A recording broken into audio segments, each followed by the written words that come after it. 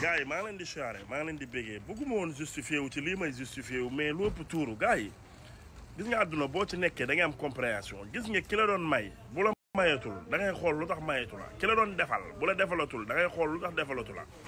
ki nga doon vocal mu lay tontu bu la tontuwul da ngay xool lan moo tax tontuwul la ki nga doon bind mu yéex laa tontu da ngay xool lu tax tontuwul la ki nga doon woo jëlu la da ngay xool lu tax jëlatu la mais munuma nekk fii fu mu nekk nii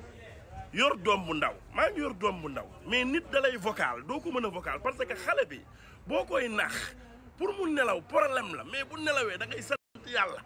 léegi boo waxee vocal day yeew bu yeewoo fitna yi commencé waat yaa ngi dégg léegi ñi nga xam ne dañu may vocal te jànguñu ndax Sénégal ñi fa ñàkk a jàng moo ëpp ñi jàng dañuy waxante dëgg da ngay message nit da lay vocal nga ne xaaral ma dañ kumpa vocal bi ubbi ko lire vocal bi xam ni xale baa ngi nelaw say loxo boo vocalee day yeewu nga ne bàyyil ba ma génn si biti tontu ko mais balaa ngay génn gis na boppam mer supprimer vocal bi ndax lan dala doon vocal ay temps nga gaaw koo tontu amul compréhension nga woo ko mu woo la téléphone jëloo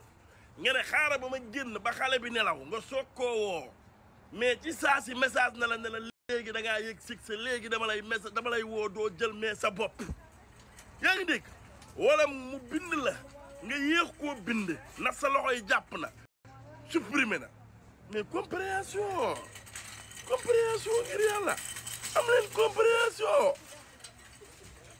ngir yàlla mais ki la doon vocal nga koy vocal bu la vocalatul xamal ni daa jàpp wala ki la doon woo nga mu lay ki nga doon woo muy jël bu la jëlul daa jàpp mais gaaw a mer gis sa bopp